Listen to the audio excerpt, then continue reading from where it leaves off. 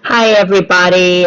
This is Ms. Lancaster. I'm here just to kind of give you a little bit of a brief um, introduction, kind of an overview of what you need to know for Chapter 4, so some basic understanding of some of the stuff from Chapter 4.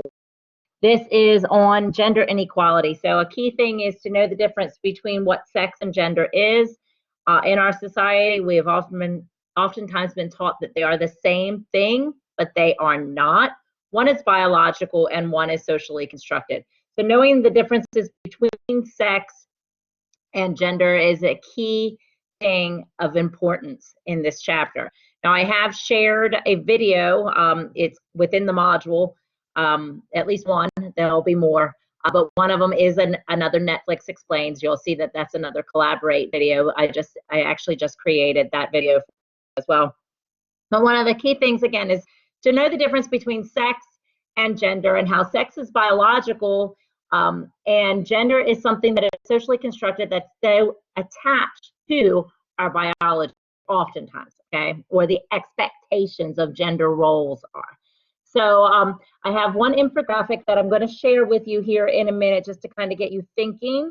This chapter, because it's a social problems class, it is focusing on the inequalities that are related to gender. One thing I really want to stress is that oftentimes people think when we think about, oh, we're talking about gender inequality, this is a women's issue, that it affects women more than it does men, but gender inequality affects everyone, okay? So just kind of keep that in mind. This is not something about women. It's not something about men. It's about men and women and all aspects of gender, okay? So gender inequality, because gender is a socially constructed idea. We attach these ideas of gender roles.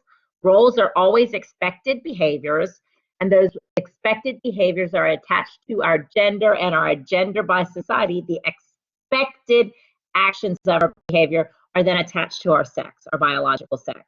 So just kind of keeping those things in mind while you're going through this chapter is really, really important. I'm going to pull up a screen here that I want to share. And this is an infographic. Let me find the right page I want to share here. Okay, hopefully it will work for me. Okay, so you might have to zoom in a little bit. You can control that by zooming in a little bit. I don't want to lose any of the page. But what I like about this genderbread person, it really just kind of gets us thinking about what gender is and the differences between sex, gender, and all aspects in related to gender, sex, sexuality, our gender expression. Okay, so sex, as it is showing here, from a sociological standpoint, we talk about sex and gender as being, our society looks at it as a binary, right? But from a sociological standpoint, people fall all over the spectrum, okay? No one person is going to be 100% masculine or feminine, but they might carry characteristics of each. Because again, these are socially constructed ideas. When we talk about being socially constructed, we can understand that they are socially constructed because they change, okay? If they were not a creation of society, they would be fixed, okay? Women today would act exactly as they did 20 years ago, 30 years ago, 50 years ago, same with men.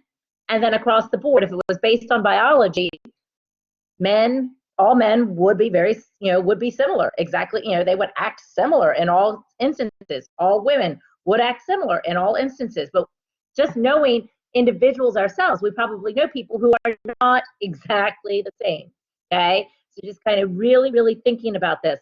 What I like about the genderbread person is that it kind of shows us, these images kind of show us the difference between sex and all other aspects of sexuality and gender.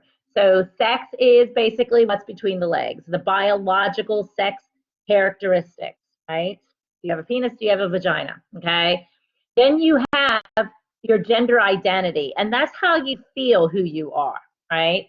Your identity is who you feel you are, whether it's aligned with your biological sex or not, right? And that determines whether you are cisgender, transgender. There's a variety. Again, this is still an intro level class, so we don't go real deep into that, okay? But then there's also the gender expression. Gender expression is how we express our gender. If I was standing in front of you in a classroom, I would likely be wearing a skirt. I would definitely be wearing jewelry. I would have my hair fixed. I don't wear makeup, so that very often is very rare. But many women would. Where if I was a man, especially at Coastal, I might be wearing a tie or a sweater. I'd be wearing a suit, right? We express our gendered expression is really kind of how we express who we are based on our identity. A way to kind of really see how parents do this with children is little girls will be put in dresses, right? A bald little baby girl might have a big bow on her head, right? Little boys, they might put a baseball cap on. These are all ways in which we attempt to express our gender identity, okay? Whether or not it's aligned with our biological sex. And then attraction is what's in our heart, right? Our heart. So that's who we love, right? So down here, a little further down, you can kind of see these spectrums, right? That's what I want you to kind of really think about. From a sociological perspective, we oftentimes look at spectrums of who individuals are, okay? All right, so this class is, again, this chapter is about gender inequality. I'm going to stop sharing now. Okay, this chapter is about gender inequality, so it really is about how our biological sex and the norms of society might shape our behaviors. Okay, your book specifically talks about educational disparities, it talks about income disparities, it talks about sexual assault.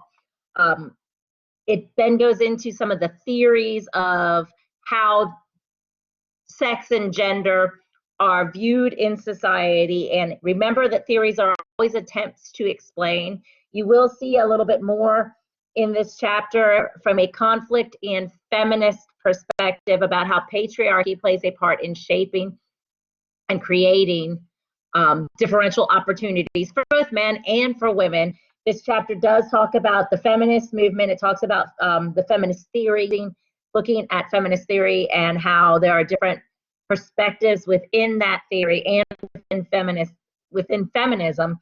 And then it also then talks about queer theory. Queer theory is a theory that talks about really all these labels that we've attached to society can be potentially problematic, okay? It talks about how we actively do gender. And again, when I said that expression is us actively portraying the gender of what's expected of us. So just kind of make sure you go through this chapter, understand the difference between sex, the difference between gender, realize that sex and gender impact all of us. It's not a women's issue or a men's issue, but really a person's issue, right? And the differential and opportunities that are given to either men or women, whether it be on the micro level or the macro level, can be potentially problematic to society as a whole, okay? So I hope that you enjoy the chapter, read the book, watch the videos that I provide you. Make sure that you do the issues and controversies and get those discussion board posts out there as soon as you can. All right, have a great day. Let me know if you have any questions.